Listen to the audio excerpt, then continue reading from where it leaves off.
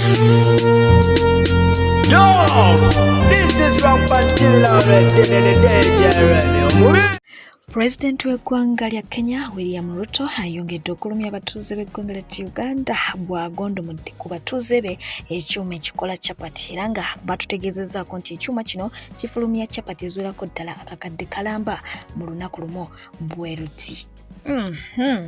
Weewaawa ye afanda amanyiddwa nga Maureen Atuhaire avuddeyo n'awandiikira abakyala obubaka agambye nti dear ladies, if you are 35 years of age and you are not married yet or haven't given birth to any child, please help yourself and get a man. Remember that clock is ticking. There is no such thing like I'm waiting for a perfect man. You are not perfect either. Kiri self-explanatory. Seetaaga kikuddiramu okiwulidde.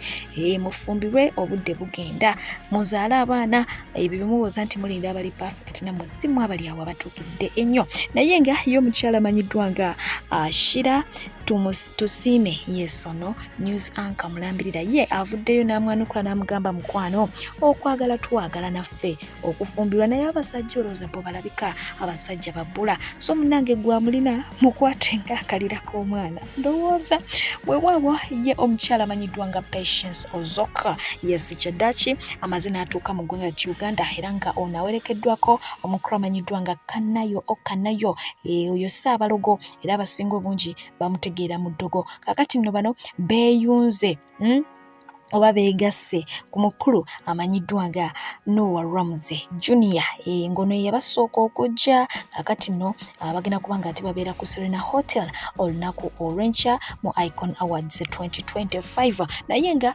bo abaana batandise dde okuba nga babeetega. Mashallah, Ramsey Noah is in the country. Yeah. Ngabulijo, you're welcome. Yeah. You're welcome to Uganda one more time. This is your second home, you know. Bulimaka Ramsey Noah ja. So anytime please, you're welcome by the way. Simana wachi sebakuwa obutuze Uganda. Yeah, national ID lo abiji kunoonyeze era wandi badde gwo mu kwanta just okubera bano national ID because ojetaaga okwamuno. Yeah. Ejuka twina kuma national ID yokka. Oyina kufunira ke bigenderako na dala of course you know Uganda water, you know? So etakasirya bay okuzima ennyumba sikwa bay n'ekirala n'abakyala tebalina buzibu osobola okutandikira ku ffe osalawo ffe tulina buzibu osobola otwala ffe embi babiri nze Hajati Hawa oba Hajati Hanifa yenna g'oyagala ng'osalawo gosomako busonzi twereete. We are not going to stress you, trust me, but I can't already. The national ID, in fact, we're going to yeah, free of charge. No registering a national ID. Yeah, so I'm there. Spice Diana alabye kimususseeko bw'atyo n'abassaako ekkomo abamubuuza ozaala ddi ofumbirwa ddi naddala ku nsonga y'okuzaala n'agamba nti ekyo ky'ekintu omuntu ky'atalina kumala gagwamu bwe mbwa ebiseera ebisinga kyetaaga okulowoozaako n'okupulaninga so n'abasaba mwenna abadde ne mukubako amawulire nti ali lubuto abagamba nti ate simanyi azaala ddi nti ebyawulira nga bikooye eyo private life ye so try as much as you can to respect it. Omukulu amanyiddwa nga Dan Flavor ngono naye muyimbi y'omu ku abo abaatubula ku maaso yes yavudde n'agenda maaso kubanga ate annyonnyola how evil music industry nga bweri agamba nti abantu bakolera ku ddogo nti mu music industry ya Uganda musanga omuyimbi ng'alina hit nga 8 naye nga byayimba tebitegereka ng'ayimba ng'ekikere naye ng'ate yaliko yakola ki ya trending so alinga yabadde agezaako kuba nga alabula emijiji emito era nga yagenze maaso kubanga ate ayogera ne kufa kwabo abayimbi omwali AK47 omwali omugenzi radio omwali dance ku mapesa ng'agamba nti lwaki be bafa enfa efaanako bw'etyo mubufunze zandiba saddaaka. So ng'ate y'omukulu amanyiddwa nga Jenny Zamba bamubuuzizza omuntu eyafuuwa oluwa mu kayimba ka locomotive yes okategeddaako n'agamba nti yalira king himself amanyiddwa nga radio rest in peace naye nga ye omukyala amanyiddwa nga Zawedde Sarah avuddeyo n'agenda maaso okuba nga ate ayogera ku byali byogerwa nti yalina empalana oba okusika omugano omukyala amanyiddwa nga Irene Namubiro n'agamba nti nedda nedda tekibanga wokko nze ne Irene Nambiru kusika muguwa era ng'ensonga abantu gye baali bawa baali bagamba nti ababiri bano bagwa mu laavu n'omuntu omu bano omusajja omu n'agamba nti mu ggwanga lyattu Uganda oba mu nsi yonna temuli musajja ayinza kuba nga ate abatuusa ku point ya kusika muguwa bongabo ababiri. Wetuddako mu ggwanga lya Nigeria, yes, omukyala amanyiddwa nga Natasha basoose okuba nga ate bamukomera nga bamuyita husband snatcher. Anti munange eno mukulu amanyiddwa nga Two-Face Dibya gye yaddukira oluvannyuma lw'okuba nga ate ayawukana ne mukyala we amanyiddwa nga Anne gwe yali awangadde naye ebbanga eriwerako ddala. Wabula ono yavuddeyo n'agenda maaso okuba nga ate abaanukula n'abagamba bannange nze saakolako movie yonna esikiriza musajja ono kujja gye ndi wabula mwennyini yeyeereta gye ndi. Ate one thing I know about men, banoonya awali emirembe, so omusajja yanoonya mirembe n'agifuna mu nze period bw'ati bwe yabategeezezza. So nga ate ne Shairota yagaanidde ddala okuba nga atazikiza ku nsonga ya Vairota yavuddeyo n'agenda maaso okuba nga ate asaba bannamawulire n'abalala bonna abamubuuza ku by'olubuto ensonga eyo okugyesonyiwa kubanga eri very private. Mbukaakati yasazeewo okugifuula private eyo mata ye nga ye omuntu okitegedde. So nga ate era mukadde ke kamu yayogedde ku nsonga lwaki teyaddayo ku ssomero n'agamba nti yatya pressure yasuubira nti obaolyawo abaana bajjamu yeeyereza olw'ebyo byonna ebyaliwo mawulire. So kwe kusalawo kubanga eno ttaama agifiisa naye yabategeezezza nti akadde konna agenda kubanga addayo ku ssomero. Anne baamukozeemu ekifaananyi ekya katuuni era nga bwe kityo bwe kyavuddeyo naye nga y'omukyala amanyiddwa nga Jennifer Nakangubi yavuddeyo bw'atyo n'amwambalira n'amutegeeza nga bwe yali ayisa mu SB4 amaaso n'amunyoomanyoma n'amujoogajuuga wali wonna. Weewaawo omukyala ono yeeguddeko n'omukulu aliko amanyiddwa nga Makona era nga bano balina akatambi ke baatukoledde era nga bwe kati bwe katambudde. Olunaku olw'olwaleero nkyazizza omukyala amanyikiddwa nga Anteira. Kigambibwa mu Nnaalongo naye aswaza ekitiibwa ky'obwa Nnaalongo. Yeesiba mu ngoye ezitamutuuka, alina amafulungu ga figa. Kigambibwa yadduka mu bufumbo era n'ayagala akavubuka akati akatalina gye kamutwala, Ssaalongo n'amugoba. Asula ku street agenda yeegabanguza buli w'asanze. Ono omukyala yafuuse paasita olw'ebibi bye byakola. Makona sokotereze mu linnya lyange. Yeeyita munene kyokka talina bunene bwamu, mukyala mutono nnyo, bagamba ajjudde empisa embi, awala n'abakyala banne abamusinga. Takomyawo ne ku kito gy'akola. Genda maaso se, genda maaso. Ate tetukomyawo, njagala okubategeeza nti ono teyeerusizza bitooke byabigwa, engalo zonna zijjudde ebipaapi, wakkala 2 kyokka akuliridde emyaka 45. Makona njagala okutereezaamuko wano wondabira nnina emyaka 12. Ate erinnya lyange yenze Anteira omunene mu banene. Kyekikufuula omunene nga byonna byokola byakyana kito. Anti yenze ayogerwako ate enze alina okwogerwako. Kyekyo kinfuula omunene. Abatiitizi bino tebabisobola bino byabasukkako. Kakati ffe abanene mu banene yeffe balina okukola ki? Okwogera. Mpozi nalabye nga waliwo ka vidiyo ko kenda bakatambula. Tugenda kubanga tudda ate n'enkuba endala mpya. Ono omukyala nkyabaleetera bwino we mungi nnyo ddala wabula mumugambeko ave ku street. Kibagambe era kati ndaba ono omukazi Yesu eddalu mu mulokole oyo n'osaasana papa Yesu batwala musajja wange omusajja gabatute ayogera alinga ejjembe alinga ekiteega yenna alinga lubaale w'eggulu adodooma. Wayina omuvubuka omuto ng'akutegedde ng'oli mukazi mukulu, omuvubuka n'akwewa, omuvubuka ng'akuwuliza. SB4 ye muntu atavaamu kigambo, owulira? SB4 ye muntu atalina yasula. Wasanga omuvubuka nga talina na mwana wadde ebbali ng'alinga abadde virgin, n'omanya ofunye kataala, n'ojolonga omuvubuka, n'ovumanga bw'oyagala, n'ofuganga bw'oyagala. Omuvubuka baamutwala bamulyawo. Asaba enviri zikuze, asaba wagwa ayambala mini, bw'ayambala obutiti kungulu, bw'ayambala G-string mwolanya n'eddiini y'abasajja.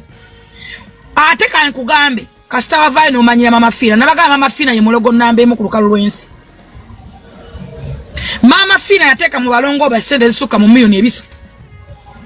Abalongo baavaamu nga babembe emyezi 6. Mama Fina n'abatwala ku international hospital international amata gabadde banyamafina badde agajja bweru Dubai Canada amata ago gabadde gajja bana bana bagaleta. Meanwhile, yagenze maaso okubanga ate ategeezanga mukyala we bwe yagenda emitala w'amayanja okuba ekyeyo yalabiddwako mu katambi ng'awaata wabula yasabye maama w'abaana akomewo ewaka ebyokulinyowenga abiveeko abyerabire kubanga ye emirimu gino awulira ng'agikooye. No wangambye oyagala kukola linyu gireke va ku linyu ndina mukusiba mumbo gwokola linyu va ku linyu koyo obutogo mbadde ndya butogo okumala emyaka 2 ate okola linyu sijja kikkiriza. Gavumenti vaayo yambe omukazi ayagala kukola linyu tokola linyu mukazi wattu pozo yagala nkusuulira abaana abaana Saudi kyatukola ati ffe tusaanika ffe tusabe ez'okkameeza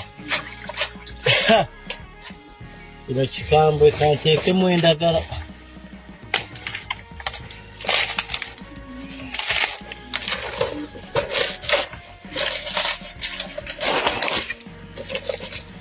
walikomerawo nga byonna nabiyiga dda. Ensonga za Sona Ben bwe zityo nazo ziringa ezikakkana bwe zibimba mpola mpola. Yes, wabula nga ku mulundi guno omukyala amanyiddwa nga Bina beibe gwe bakyasabula anti omukyala amanyiddwa nga Don Asia yavudde n'agenda maaso okubanga ate amwambalira ng'agamba nti oyo asusse okubanga ate awalampa nnambwayo. Bina beibe mukulu munnange na oba kuzaala singa kati nambwaya muzzukulu wo mukwano okuze buli wamu njagala weetunuulire olaba olina enkanyanya mu fesi wooti olw'ebitundu by'ekyama weesonyiwe nambwaya si ye yasiiriza amajigo nambwaya si ye yagamba sengaawo akuloga obugumba. Bina beibe ekizibu gye kiva okimanyi bulungi nti mwayina entalo za famire ne bakusiba obutazaala nga bakikakyo bennyini be bakuloga kati weesonyiwe nambwaya bambi oli mukazi mukulu okuze buli wamu naye ng'ebijjo mbo abantu bakino nze sizaalangako. Bina beibe oli mukadde oba kuzaala singa kati nambwaya muzzukulu wo weesonyiwe nambwaya oba oyagala kutwala Suna Ben twala Suna Ben weesonyiwe nambwaya n'omwana we ate neyongera okutegeeza obye weekazaakaza omuntu asobola okuzaala ate n'aziika munnanga omuntu azaddeko omulambo gwe bagufulumiza mu maaso g'ennyumba omuntu omugumba atazaalangako mayiti ye bagifulumiza mu manju ate bakuziika ku nsalosalo y'ettaka. Omuntu okuyita omama ku nsi kyanjawulo weegumya tetwagala kutuleetera kuvuma bagumba badde nkusaba weewummuzeeko ebizibu bya muyuna bibamala omuggo Katonda gwe yakukuba Bina beibe gukumala gwe manyi kitegeeza okufa mu dduniya eno nga tozadde ku mwana. Temutuleetako nnaku yammwe ebizibu bya famire zammwe temubituleetera weesonyiwe nambwaya n'omwana we. So ng'ate Seeka Kimwanyi avuddeyo n'abaako obubaka bw'asibirira abaana ab'obulenzi. Mungu taasa abaana baffe abasajja abakopi.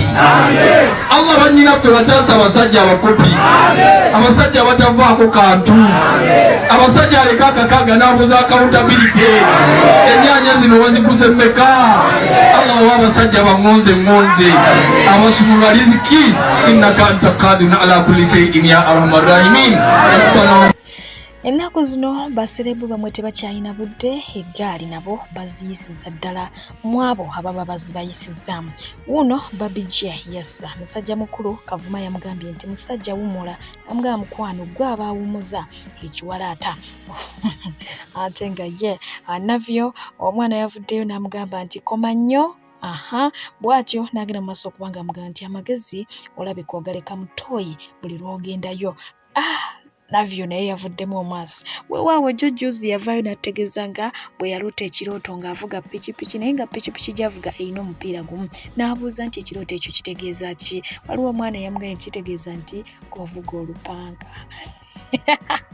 omanyi ovuga olupanga kitegeeza mbwali ebisiike naye nga eyonkugjeyo ye omukulu amanyiddwa nga abitex bw'ati avuddeyo n'agenda maaso okuba nga ate accreditinga omukulu amanyiddwa nga Jeff Chiwa nti oyo ye manager akyasingidde ddala okuba ow'amaanyi mu ggwanga lya Uganda ng'ate era tasaana na kubeera mu ggwanga ku level gy'akola ki gy'aliko so ng'ate ye pengepenge yategeezezza nti omukulu amanyiddwa nga abitex muki mubbi yabba omukuufu ku mulambo gw'omugenzi Paul Kafero bwe baali bamunaaza nga bamuzingazinga okuba nga te bamwebasa mu nju ye ey'oluberera jjukira nti abitex alina olutalo n'omukulu amanyiddwa nga Tamale Mirundi Junior abadde bakimanyi omukyala amanyiddwa nga Lydia n'abawanuka muyite Lydia Jasmine bw'ati yavuddeyo n'ategeeza nti y'omu ku bayimbi abaali mu management ya Jeff Chiwa eyali emanyiddwa nga Team No Sleep era ng'ebiseera ebyo yali mu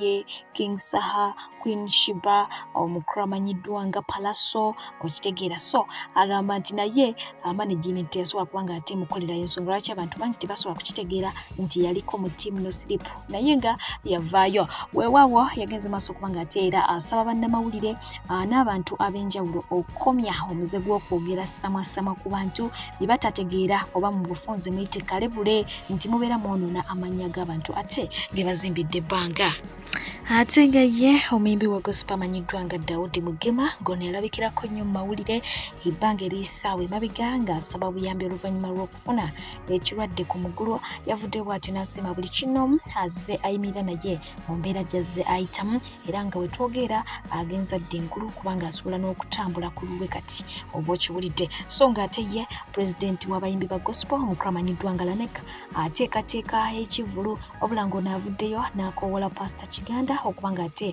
amuwa ku support oba okumuteekamu ku musimbi wabula nga akiikidde omusumba amanyiddwa nga pasita Bugembe Ensingo ng'agamba nti ono yeesuliddeyo gwa naggamba ku kivulu kye nti amulaba akyaza abasereba ab'enjawulo ate abayimba ennyimba z'ensi mu kyaki ye naye mbu ye tamukubirangako wadde n'akasimu n'aka kumuyita kumugamba nti munnange jangu oyogereko ku kivulu kyo ky'olina abantu bakole ki bakitegeere naye nga ne gwakiikira Ensingo naye ayina baayogerako eruuyi eno abo abamanyi okubasunga singa baba bakkiriddemukko katono nga buli luyimba lwempandiika ekisa kya Mukama kiruyisaawo nentuuka mu season nga I write songs nga they die in 2 weeks mama nalaba abantu abaali bakwano bange nno benyini nga bambeerako ku TV bannange anajjukira Bugembe baagwa bambi oba abantu lwaki basanyukira nnyo omuntu okugwa ye gwofunyemuki mujjukire Bugembe bannaye ne babiri mujjukire Bugembe babiri bannange mujjukire babiri edda baali bategeera bannange kati lumu nagukubira omu ne mugamba naye nno nange mbeerako ku TV yo nga nkulaba ate nange nonvumiramu nompisaamu eggaali but I wrote good songs nga they die. I remember one day I went to a certain music awards, gospel music awards. Bajeregaze bambi nga balina abayimbi abapya naye ng'okuva ku Asha paka ku MC paka ku bagaba ebirabo nga bonna balinga baga nti bwe mulaba wano ba Bugembe mbadde nsaba mubalage nti baggwako mukibalage mubeeke engeri gye mukibalagamu simanya ni yakibagamba naye bambi bakikola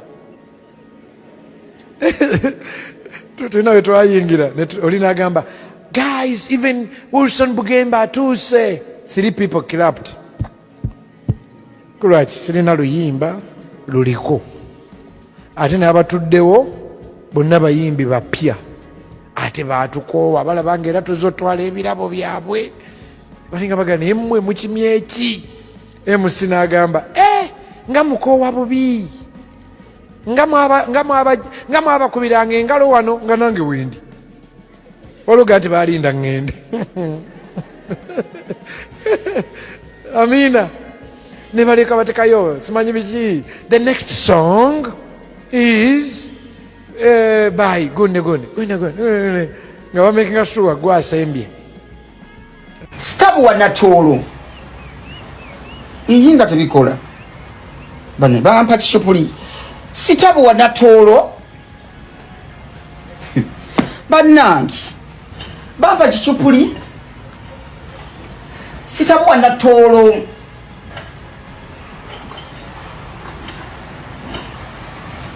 Bakola batya banangi bidde byogera. Sitabu wa natolo.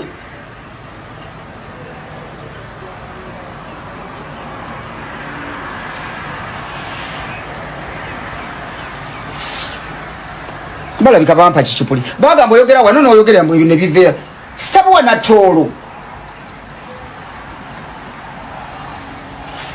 Michael Jackson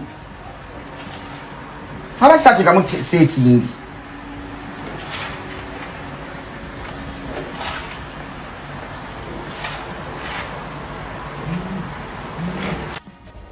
Masem chaba guys abajagala n'abatajagala mbatumidde konse byanka wamu bannange nzega mulaba waneno mwabinkola n'ensirika nga nkyali eri okitegeera akonga ne mumbeerako ne mumuvuma n'awulira bubi okitegeera naye nange nabagala mugenda kundaba kimafiya nziramu okulaba omuntu nga nze bannange simalina kumanya omuntu ava mu kyalo eyo nga tebalina wadde neseeta omuntu najja mu kibuga natandika okweya ngaleko mumalako emirembe. Can you imagine you guys?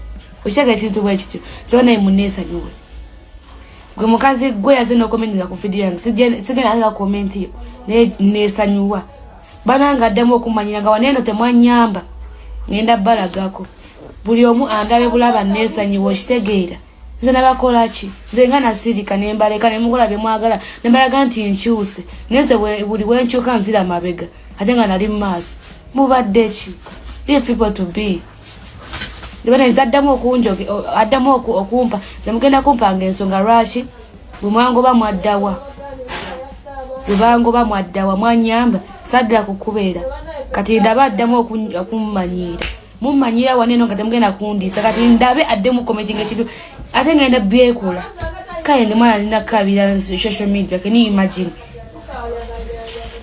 nikale bannaye mwana gwe batonda abasase bayira we mbagala nyo bafanizi banga banjagala zenda baddamu okunkometinga ko ebyekisunga nvuma jja kunda bakimafiya sikukwatako bwe mwanzirusa ne munzijeri mwanyamba ki omwana oyo naye alemezaamu naye nga kyekyo ye omukyala amanyiddwa nga Zari bw'atyo yayaniriza minisita Nakiwala ne Fresh Kid wamu ne Fresh Dad ewaka ewuwe era nga yabadde musanyufu okubalabako. How are you?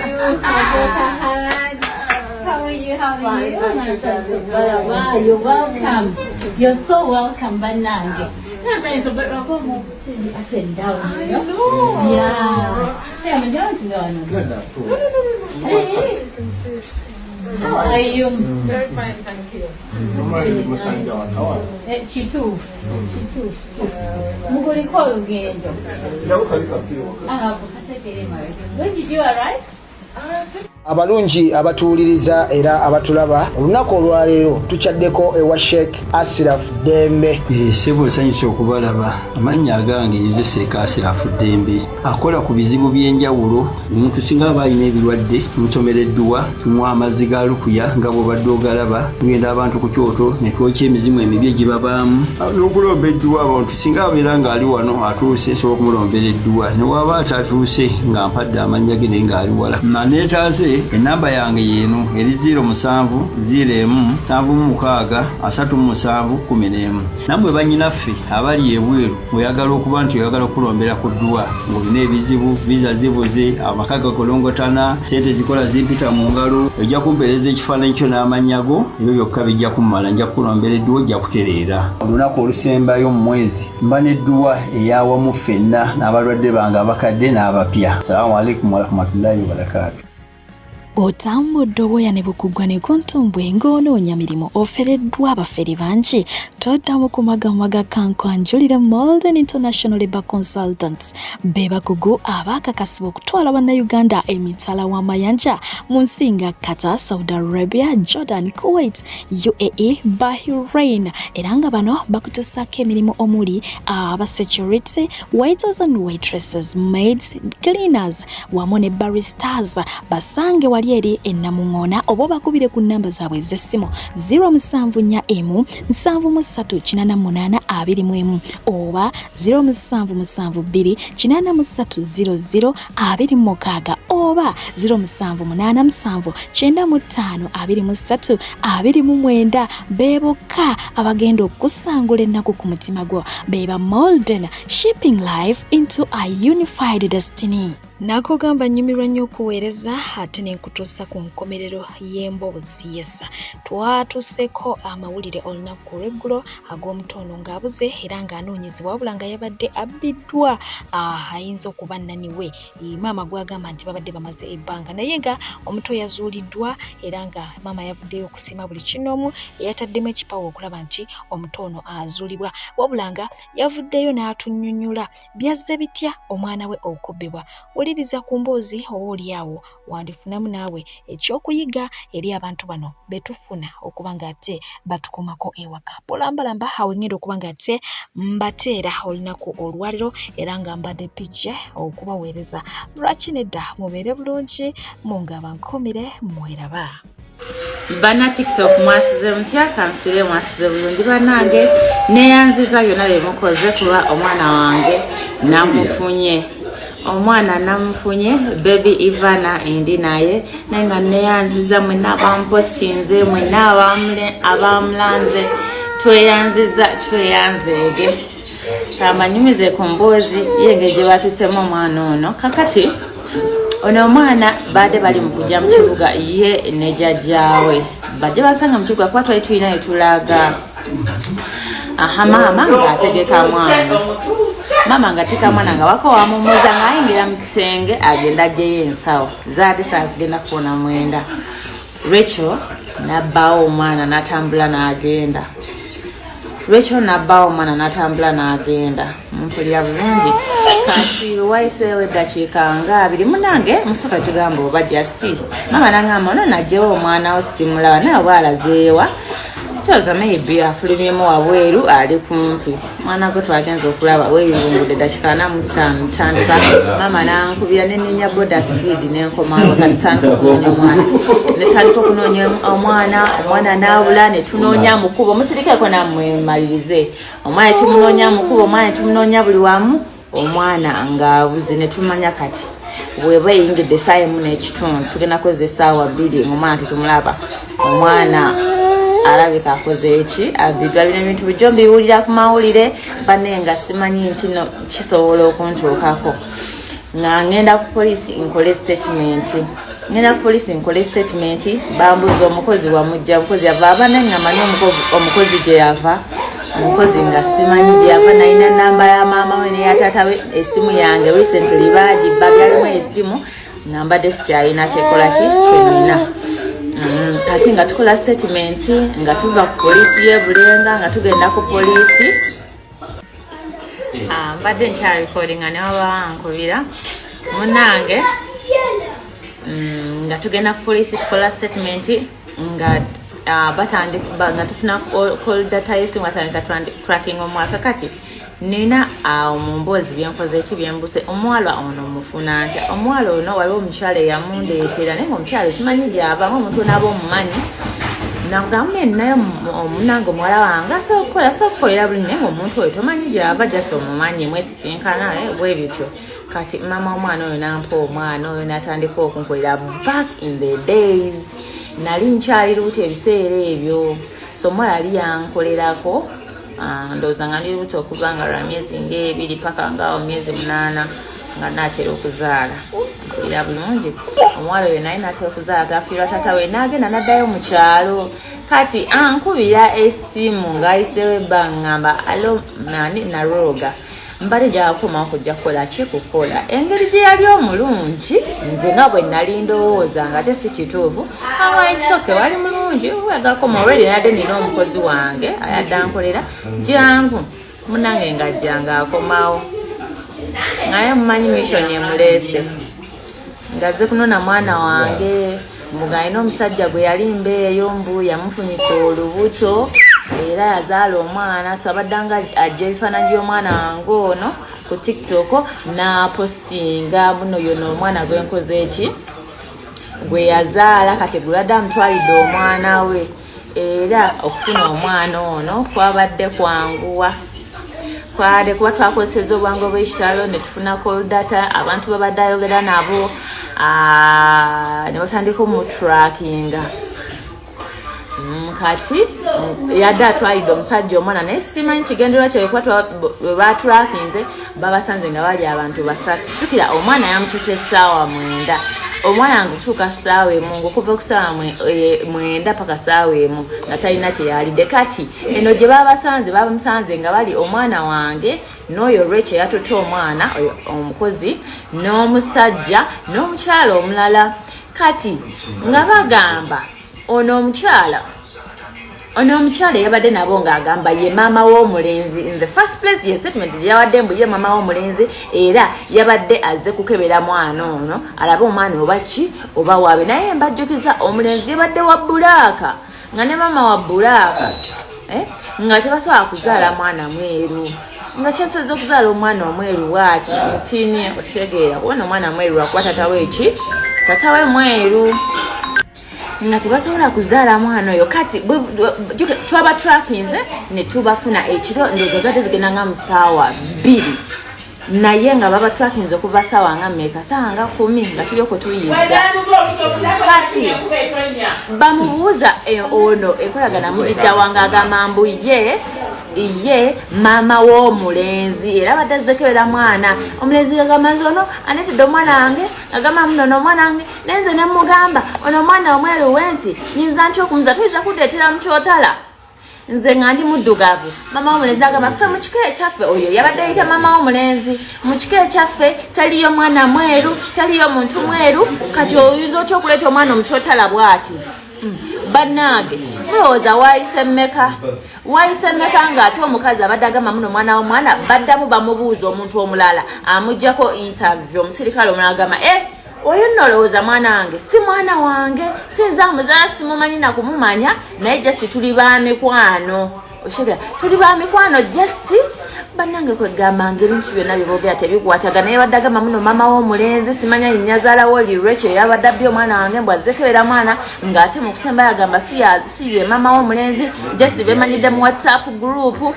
biki bannange sibitegeera simanyi kiki kyebadde bagenda kukola mwana wange kubanga singa tetwakozeseza wangu bannange nze singa simanyi bwendi singa simanyi ndi luddawa singa simanyi ndi kuki bannange nze nandibadde mufu yabadde agamba mama mbuno mama w'omwana ng'amalanga agamba mbuno si yakola ki si yazaala omwana banange kane twebuuza twasane tugamba ono omukazi ayinza okuba tali guti naye nga ndaba statement zaakola zonna tezikwatagana yadde agamba omwana wuwe oyo omulenzi gwe badde batwalidde omwana ate nga tamumanyi nalinnya okitegeera kwegamba banange ebintu byatusobodde omwana adde bagenda mukola ki oba musaddaaka oba yona yabadde azze nga azze kukima mwana bagende tetumanyi kubanga n'omuwala ono twagezezaako okunoonya engeri gye yavuddemu wano ewaffe nga tetumanyi ng'ekitegeeza ng'abantu bonna bagaba tebanamulabako obanga omuntu yazze n'amunona bulungi bannange ebintu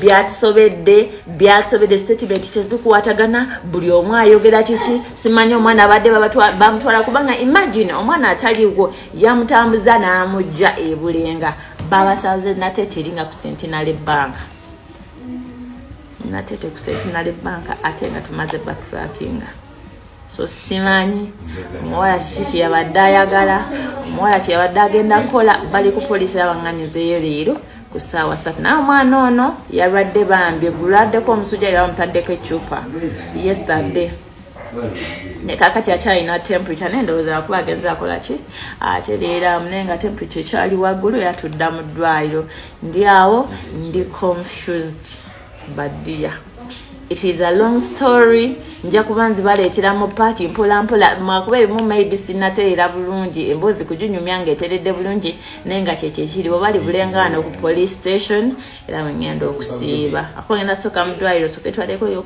koko n'omwana kuba eggulo omwana ebbanga lyamaze nabo yakabye n'akaaba n'atuuka n'abivako n'atuuka n'asirika omwana wange tanywa caayi nga maama wange si yamumuwadde kuba kumuyiiya kumutetenkanya ayagala nnyo ebbeere kitegeera ivanadde bakuntuddeko maama